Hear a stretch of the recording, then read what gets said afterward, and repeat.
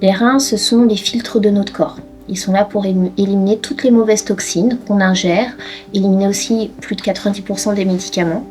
Et si nos reins ne fonctionnent pas, à terme, on ne peut pas vivre. Donc pour remplacer les reins, on a plusieurs techniques, et notamment l'hémodialyse, qui est donc un traitement de suppléance. L'hémodialyse à domicile, c'est une technique, c'est la technique d'hémodialyse qui va se réaliser à la maison. C'est une technique qui permet vraiment de désacraliser le côté maladie. On ramène chez soi la maladie peut-être, mais en fait on en est complètement acteur. C'est une dialyse qui est beaucoup plus douce.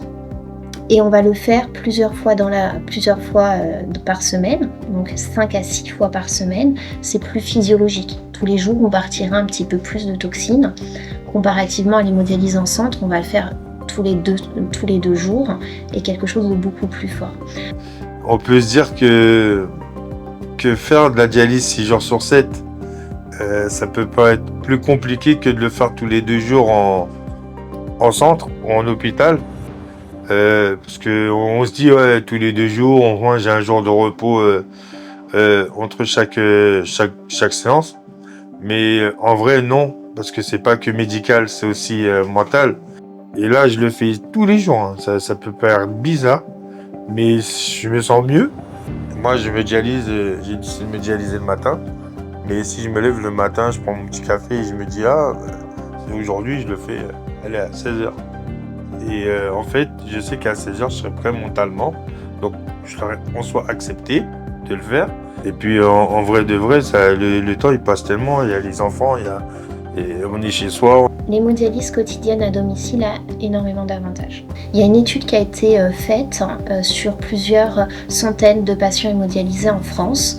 On leur a demandé quelles sont vos priorités sur la dialyse. Quels sont vos critères qui, pour vous, sont prioritaires. C'était pas du tout une prise en charge médicale qui sortait en priorité. La première chose, c'était la qualité de vie. La deuxième chose, c'était leur temps de dialyse et surtout leur temps libre à la maison. Et la troisième chose, c'était sur leur fatigue, si je ne me trompe pas. Les études ont nettement montré qu'on était beaucoup moins fatigué. Le corps mettait 1 heure en moyenne à récupérer, comparativement à une hémodialyse en centre où c'était en moyenne 6 heures, sans compter le temps des transports. C'est vrai qu'au départ, quand on m'a proposé la séance à domicile, je me suis dit mais c'est pas possible, je ne serais jamais capable de faire ça. Et après, je regrette pas du tout. Finalement. Quand un patient décide de faire un projet de dialyse à domicile, on va voir le domicile, on voit si toutes les conditions sont requises pour pouvoir effectuer cette dialyse. Il faut une pièce dédiée, du coup un emplacement nécessaire pour recevoir le matériel, parce qu'il y a beaucoup de matériel qu'on reçoit à la maison. Et puis après, on va organiser ce qu'on appelle l'éducation. Donc l'éducation se réalise sur 6 semaines à peu près.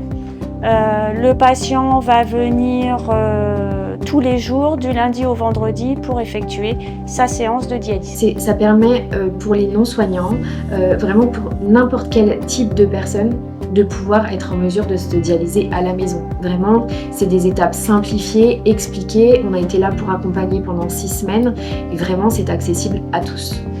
Tout d'abord, on va commencer par apprendre le patient à se ponctionner dans sa fistule. Donc ça va être une première éducation. C'est vrai que c'est un gros travail sur soi à faire, mais on y arrive. Je pense que tout le monde est capable de le faire.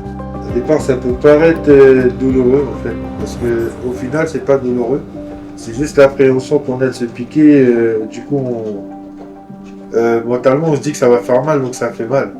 Moi, ça fait 3 ans que je me pique tout seul et il n'y a pas une fois où je me suis piqué, je me suis fait mal. On finit par y arriver parce que déjà, on nous met en confiance. C'est vrai, les infirmières qui s'occupent de nous, elles nous mettent en confiance. L'être humain, il est capable de s'adapter à toute situation. Après, on va lui apprendre à monter son moniteur.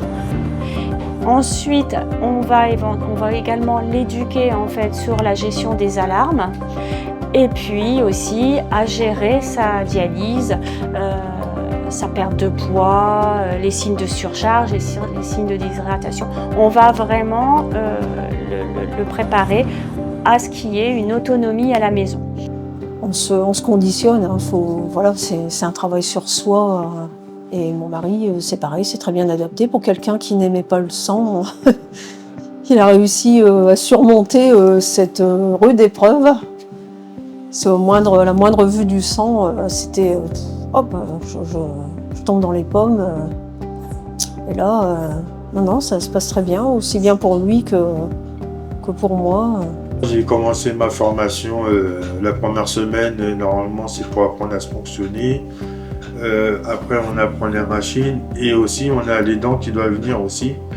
On fait des journées, ce qu'on appelle avec des machines à blanc. On va également former son aidant, hein, la personne qui va l'accompagner. Hein. Alors moi mon aidant c'est ma femme, donc elle vit avec ma maladie. Et en étant aidant, elle m'aide à contrôler ma maladie sur la vie quotidienne, et mentalement ça fait du bien. Ça fait du bien que quelqu'un vous accompagne dans ça, et ça fait... on n'est pas tout seul en fait, il y a un côté ludique dans ça, monter une machine avec sa femme, avec son conjoint, son ami, la personne qui est là pour vous aider, c'est beaucoup plus intéressant. Et on fait des machines à blanc l'après-midi pour qu'elles soient prêtes à gérer ces alarmes. Quand on a terminé l'éducation, en fait, on va l'accompagner, on fait la mise à domicile avec l'infirmière de l'association. On effectue une dialyse à la maison pour le mettre dans les bonnes conditions et le rassurer. Le patient il va commencer déjà par simplement déjà s'installer, avoir une position confortable, s'asseoir, pouvoir se mettre à hauteur du matériel, etc. Donc soit l'aidant, soit le patient va pouvoir installer toutes les poches de dialysa.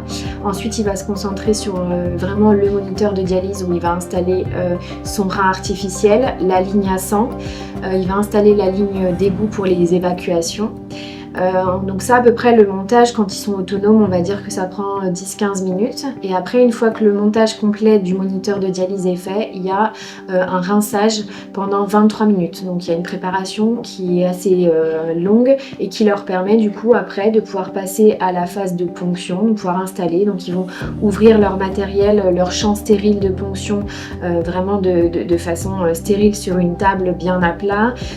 Ils vont ouvrir leurs aiguilles, leur set de branchement, ils vont préparer leur seringue pour le rinçage des aiguilles et ils vont pouvoir après procéder à la ponction en autonomie. Ça veut dire qu'ils vont s'installer, ils vont vraiment prendre leurs aiguilles, venir ponctionner la fistule à 2 endroits, fixer correctement les aiguilles pour pas que ça bouge du tout pendant la séance de dialyse, et ainsi ils vont pouvoir commencer leur dialyse.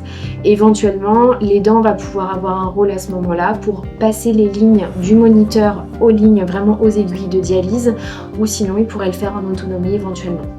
Il va contrôler sa séance par l'intermédiaire d'une tablette. Donc ça va commencer dès le montage. Hein, la machine va lui donner une checklist de tout ce qu'il y a à faire. Donc en fait il faut qu'il suive ça. Et après c'est lui qui va gérer sa dialyse avec cette tablette.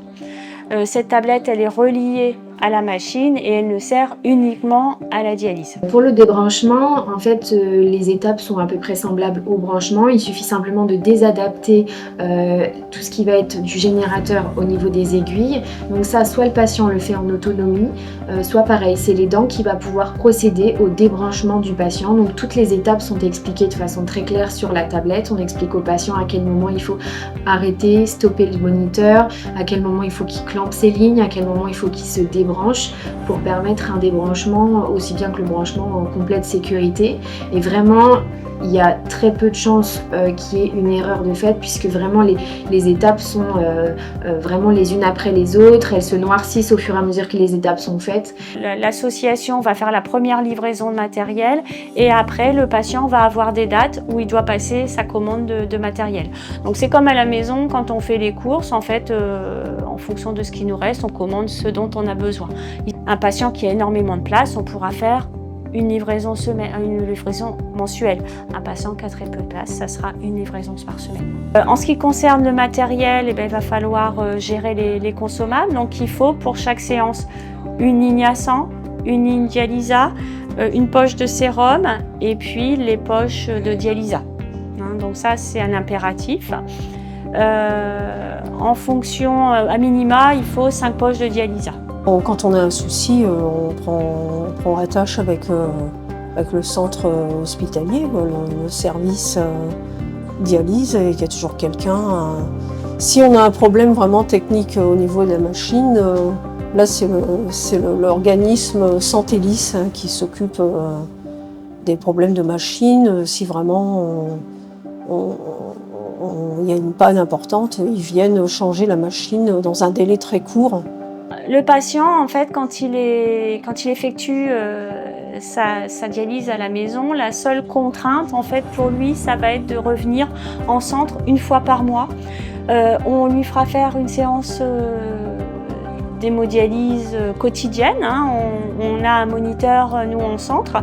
Donc, en fait, on va pouvoir évaluer, en fait, le patient sur ses pratiques, parce qu'on sait que parfois il peut y avoir des dérives. Donc ça va permettre de réajuster les pratiques, de rediscuter avec les patients, de voir s'ils ont des soucis, s'il y a des points à revoir avec le patient, de réajuster le poids. Il y a toujours un bilan médical, un bilan, le patient est vu par le médecin, il y a un bilan sanguin. Donc en fait, la seule contrainte, c'est de les revoir une fois par mois à l'hôpital. Au niveau médical, on a nettement prouvé plusieurs choses. D'une, la réduction du syndrome des jambes sans repos. C'est le syndrome où le patient il est allongé quand il dort et puis au bout de 2-3 heures, il est obligé de se lever parce que ses jambes s'engourdissent. L'hémodialyse à domicile permet de réduire ce syndrome des jambes sans repos.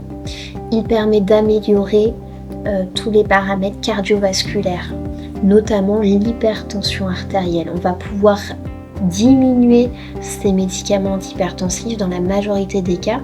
Pourquoi ? Parce qu'on va les dialyser tous les jours et donc l'eau en trop que les reins n'ont pas pu éliminer, tous les jours on va l'évacuer un petit peu. Et la pression artérielle, c'est de la tuyauterie. Plus il y a d'eau dans les tuyaux, plus il y a de pression. Et là, le fait de dialyser un peu tous les jours, on va retirer de l'eau et du sel, et ça va permettre de diminuer la pression artérielle des patients et on va du coup réduire leur nombre de médicaments. C'est le même phénomène pour le phosphore. Le phosphore, c'est un oligo-élément, comme du potassium, comme le sel qu'on a dans le sang. Le phosphore est éliminé par les reins. Quand on a une insuffisance rénale, on n'élimine pas ce phosphore. Et l'hémodialyse à domicile, ça va nous permettre de le retirer petit à petit tous les jours. Et donc, on va diminuer leur nombre de médicaments, les chélateurs du phosphore. Donc tout ça va également du coup améliorer la santé de nos patients. L'hémodialyse en centre, malheureusement, ça bloque beaucoup pour tous les projets familiaux, les projets de vacances, les projets de vie. Là, l'hémodialyse quotidienne, ça permet quand même vraiment de libérer beaucoup de choses dans un quotidien, une vie de famille et même une vie professionnelle. On a eu des patients, leur projet c'était moi j'aimerais réussir à partir en vacances en emmenant ma machine, partir en vacances en dialyse quotidienne. Et c'est vrai que quand ils nous ont envoyé des photos de leur installation sur leur lieu de vacances et quand on a eu un retour positif, pour nous c'est valorisant en fait, c'est riche.